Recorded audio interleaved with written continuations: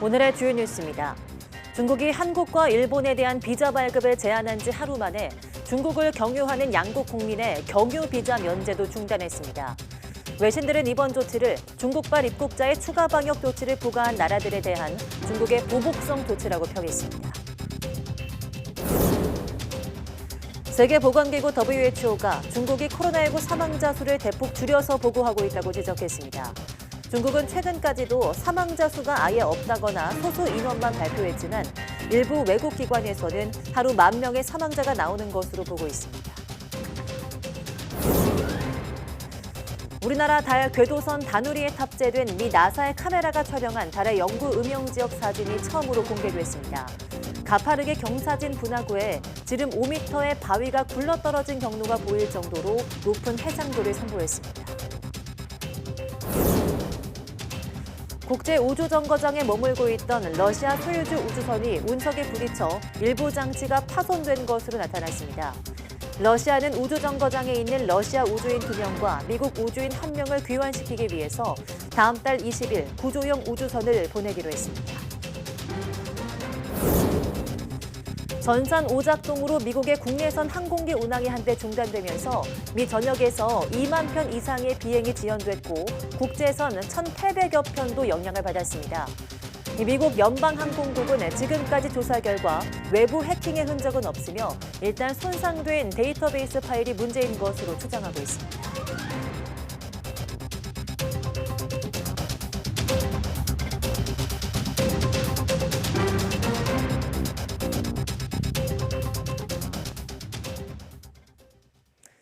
여러분 안녕하십니까? 1월 12일 사이언스 투데이 시작합니다.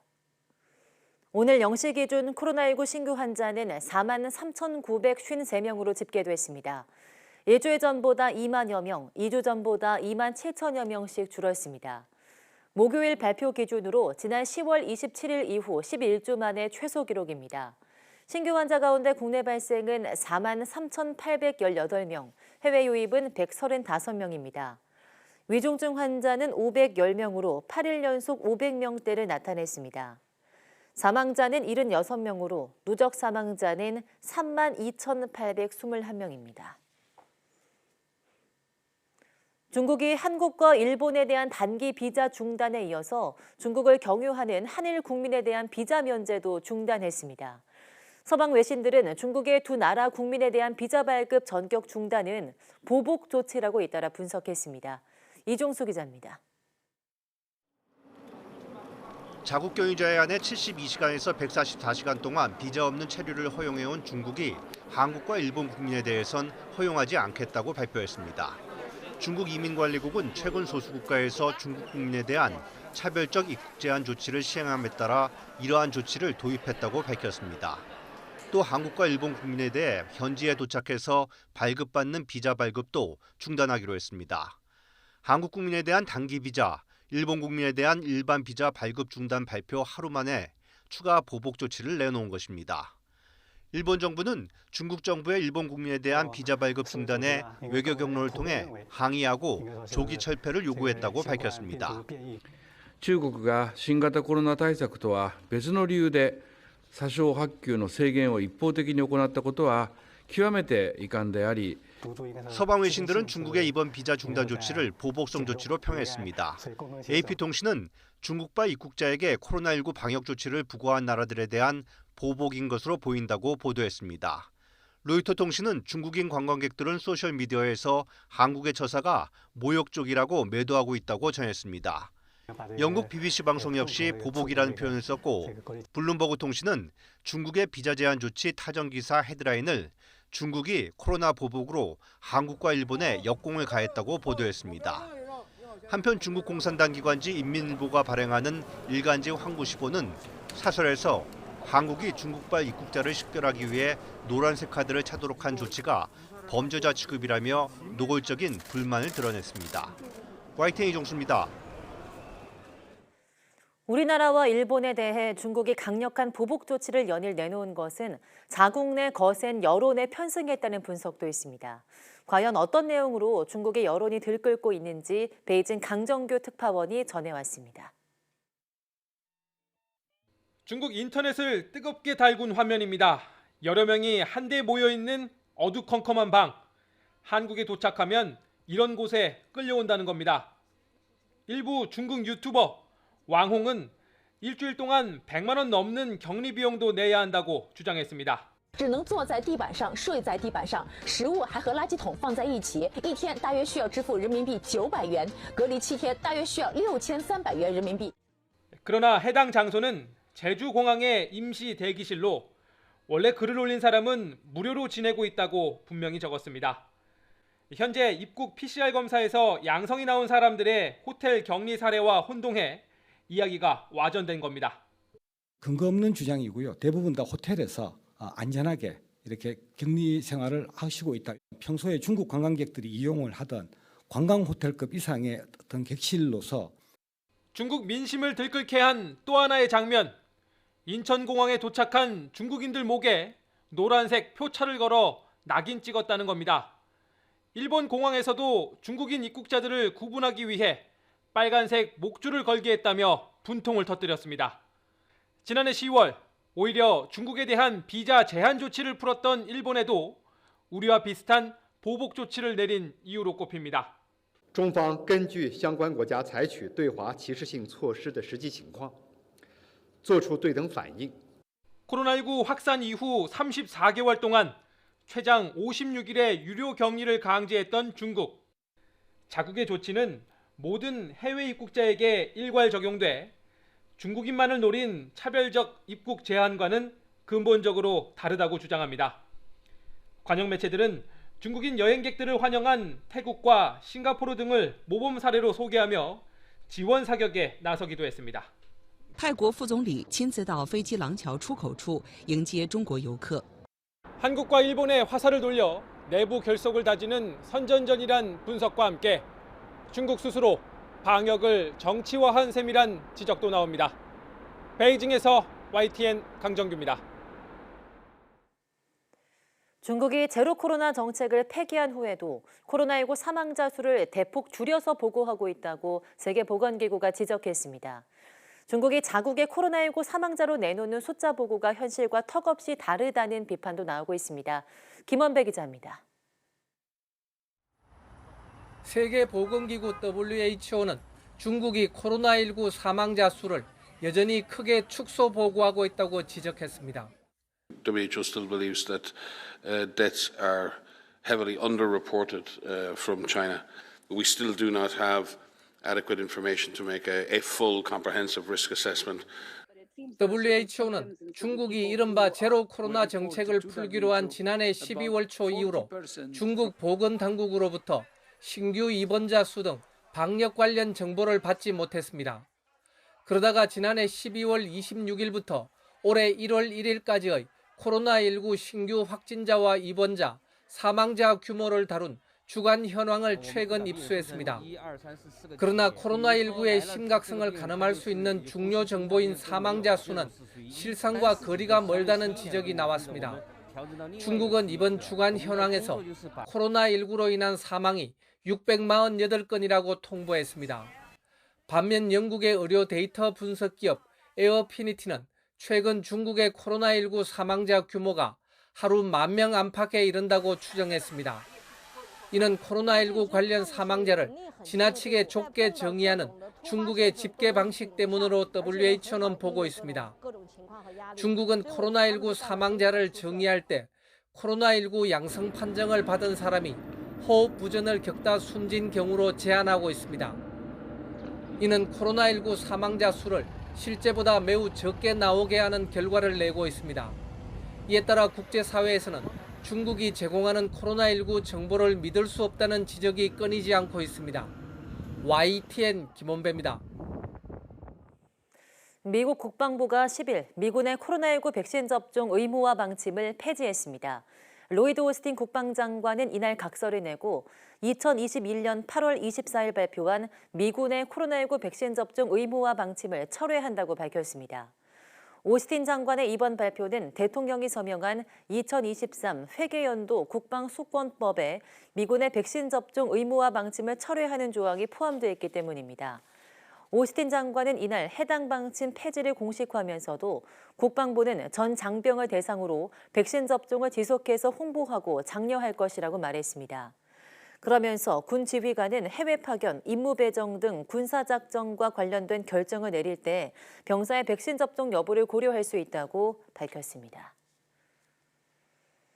미국 하원 주도권을 확보한 공화당이 바이든 정부의 코로나19 방역 정책에 대한 조사에 나선 가운데 미국 정부가 코로나19 공중보건 비상사태를 추가로 연장했습니다. 미국 보건복지부는 현지 시간 11일 종료 예정이었던 코로나19 공중보건 비상사태를 90일간 재연장한다고 밝혔습니다. 비상사태가 유지되는 동안 코로나19 검사와 백신, 치료제 등을 국민에게 무료로 제공할 수 있게 됩니다. 일각에서는 이번 비상사태 연장이 마지막이 될 수 있다는 관측을 내놓고 있으며 만약 종료될 경우 의료보험과 약품 허가, 원격 진료 등에서 큰 변화가 있을 것으로 전망됩니다. 북극 한파가 온 것이 엊그제 같은데 마치 초봄처럼 포근한 날씨가 이어지고 있습니다. 따뜻한 공기가 북쪽 찬 공기를 막고 있기 때문인데요. 1월 최고 기온이 경신될 가능성도 있습니다. 김진도 기자입니다. 119 구급대가 들 것을 들고 강으로 다가섭니다. 얼어붙은 강의 가운데에서 갑자기 얼음이 깨지며 조난자가 발생한 겁니다. 땡겨. 구조된 60대 여성은 단단하게 얼어붙은 강을 걸어 건너다가 사고를 당했습니다. 겉보기와 달리 얼음이 단단하지 않을 수 있습니다. 조금만 충격을 줘도 바로 빠질 수 있기 때문에 영하 10도를 밑도는 북극 한파에 이어 이례적으로 포근한 날씨가 일주일가량 이어진 것이 원인입니다. 서울 기온은 지난 4일부터 평년을 웃돌기 시작해 계속 가파른 상승 곡선을 그렸습니다. 이어 오늘은 영상 13도로 3월 중순 2달 정도 일찍 온 초봄 날씨가 예상됩니다. 1월 최고 기온 기록이 경신될 가능성도 있습니다. 온난화 이동성 고기압의 영향으로 따뜻한 남서풍이 유입되고 맑은 날씨에 일사까지 더해지면서 최근 초봄처럼 포근한 날씨를 보였습니다. 이례적인 고온 현상은 금요일과 토요일 전국에 비가 내리면서 사라질 것으로 보입니다. 이어 일요일부터는 날씨가 다시 추워지며 예년의 겨울 날씨가 이어질 전망입니다. YTN 김민두입니다.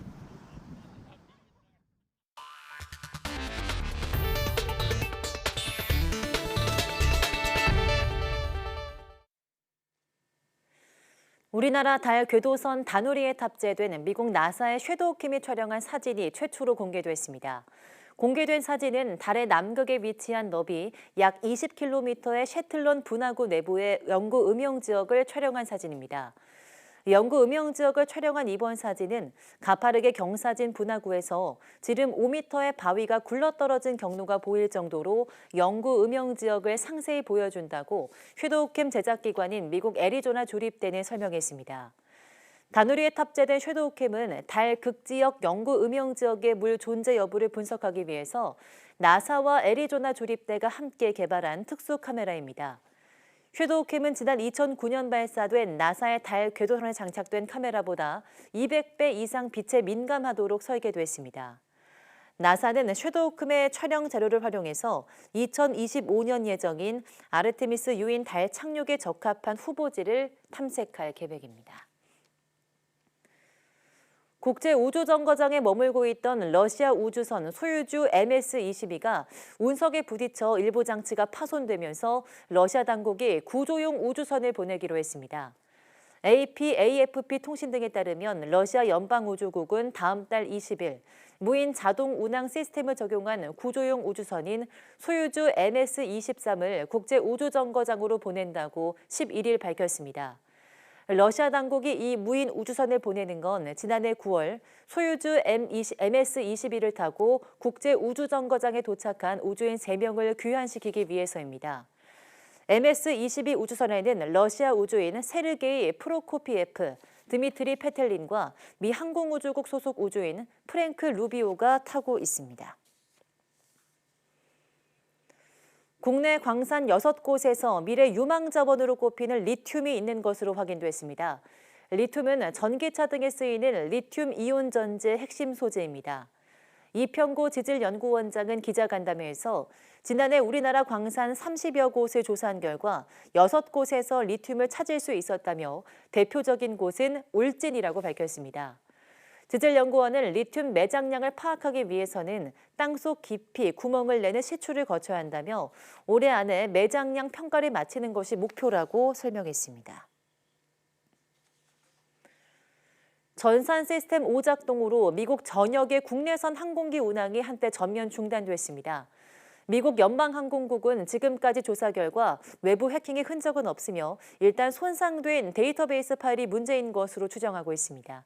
보도에 이상순 기자입니다.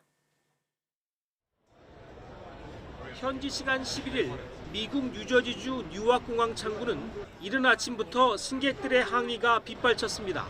국내선 운항이 전면 중단됐기 때문입니다. I'm really upset, but what can I do? But it makes you kind of nervous. Is there something else that maybe we're not being told right now? 같은 시각 미국 플로리다주 올란도 국제공항도 마찬가지였습니다.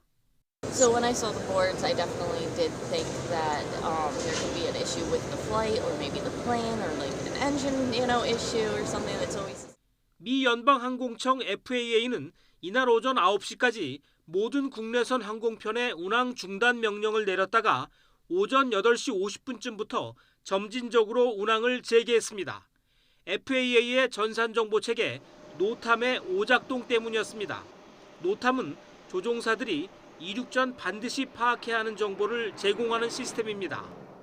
I'd have to say it's very unusual because this, I've covered this sector for over 10 years, and this is the first time that I'm familiar with this system being unavailable. 이번 사태로 미 전역에서 2만 1000여 편의 비행이 지연됐고 파리와 런던 등에서 미국으로 들어오는 국제선 1840여 편도 영향을 받았습니다. 바이든 미국 대통령은 교통부 장관에게 즉각 원인을 파악해 보고하라고 지시했습니다. We don't know what the cause of it is. They expect that in a couple hours they'll have a good sense of what caused it, and we'll respond at that time. 이번 사태가 사이버 공격 때문이라는 증거는 아직 없습니다. 하지만 사이버 공격이 원인이고 그 배후가 러시아나 중국, 북한 등으로 확인된다면 파장이 만만치 않을 전망입니다. YTN 이상순입니다. 새해가 되면 운동으로 건강을 챙겨야겠다고 다짐하는 분들 많으실 겁니다. 헬스장들도 연초 특수를 기대하고는 있지만 올해는 고물가와 고금리 탓에 상황이 달라졌습니다. 여기에다 전기와 가스요금 인상까지 예고돼서 헬스장 운영자들의 고민이 깊어지고 있습니다. 윤성훈 기자입니다. 환승역 인근에 자리 잡아 학생과 직장인들이 주로 찾는 헬스장입니다. 운동하는 사람들이 곳곳에 있긴 하지만 다소 한산합니다. 사회적 거리두기가 아직 풀리지 않았던 지난해 1월보다도 회원수가 30%가량 쪼그라들었기 때문입니다. 보통 연초가 되면 운동을 다짐한 사람들로 헬스장은 붐비기 마련입니다. 그러나 올해는 새해 특수 효과도 누리지 못하고 있습니다. 우선 고금리 상황이 영향을 준 것으로 풀이됩니다. 금리가 가파르게 오르자 헬스장과 카드사들이 맺었던 제휴 범위가 축소됐습니다. 이에 따라 회원들에게 제공하던 무이자 할부 기간도 최대 7개월에서 3개월로 짧아졌습니다. 소비자들 입장에선 단기간에 목돈을 내야 하는 만큼 선뜻 등록을 하기는 부담스러워졌습니다. 고물가 상황 역시 소비 심리를 위축시킵니다. 지난해 소비자 물가지수는 107.7을 1년 새 5.1% 올라 외환위기 때인 1998년 이후 최대 상승폭을 기록했습니다. 예전과 같은 생활 수준을 유지하려면 지갑이 급격히 얇아지게 되니 여가 활동에 돈을 쓸 여유는 줄어드는 겁니다. PT 같은 경우 저도 이제 막 예전에도 받고 했었는데 지금은 이제 좀 이 비용이 좀 부담스럽고요, 전반적으로. 이런 가운데 올해는 전기와 가스 등 공공요금 인상이 줄줄이 예고됐습니다.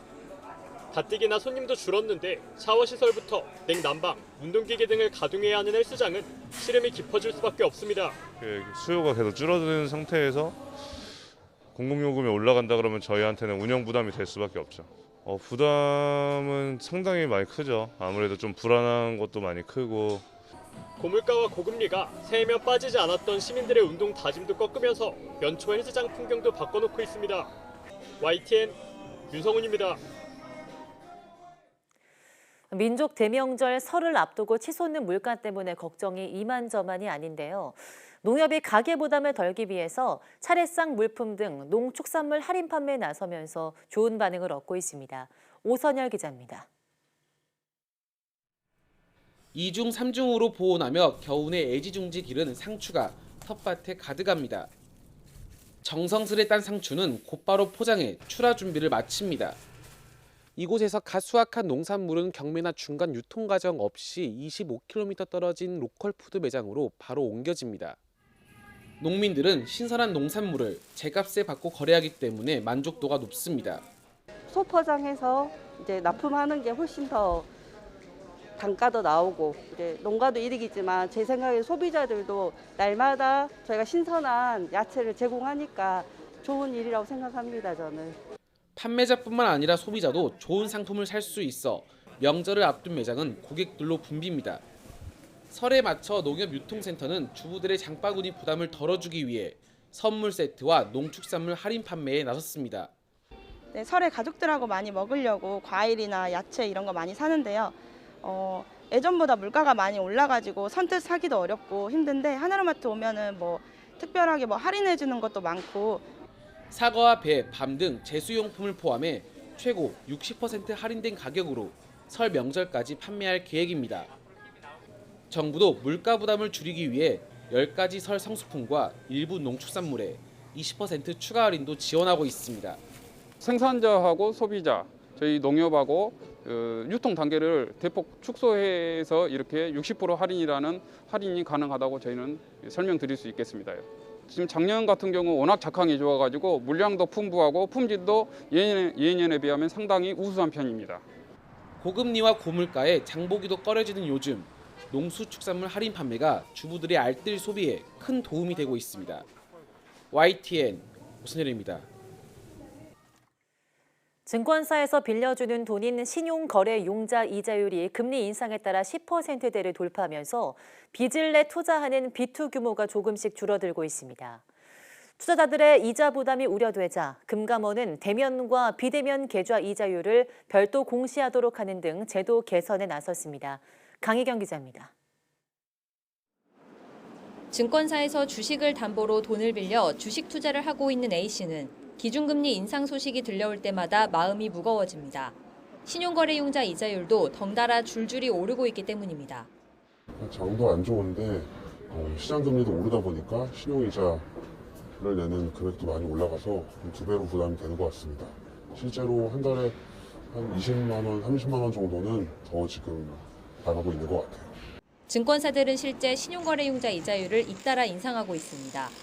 돈을 빌리는 기간에 따라 이자율이 다른데 유안타증권과 삼성증권, 신한투자증권 일부 구간 이자율은 이미 10%대를 기록했습니다. NH투자증권과 DB금융투자, KB증권과 SK증권도 10%에 육박한 수준입니다. 주식시장이 안 그래도 부진한 데다 이자 부담도 커지다 보니 비투 규모는 줄어들고 있습니다.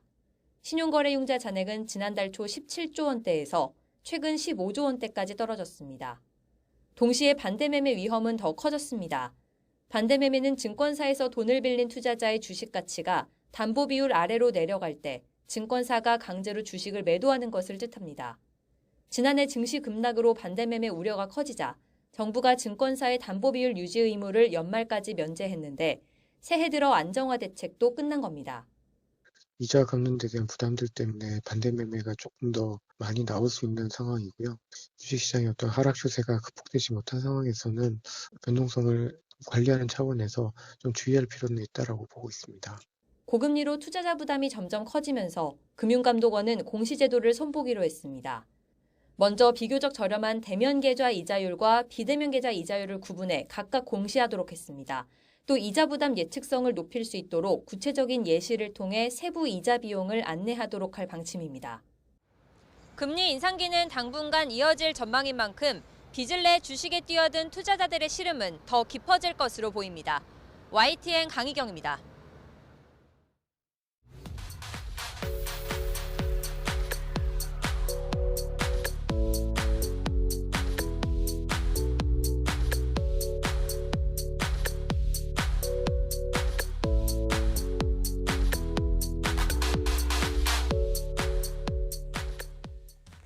화재 진압에도 골든타임이 있습니다.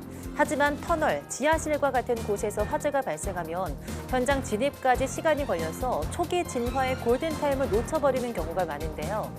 오늘 오후 사이언스투데이 과학의 달인에서는 인력의 투입 없이 먼 거리에서도 화재를 진압할 수 있는 무인 소화 기술을 개발한 한국건설기술연구원 화재안전연구소의 박진욱 박사와 함께 관련 내용 이야기 나눠보겠습니다.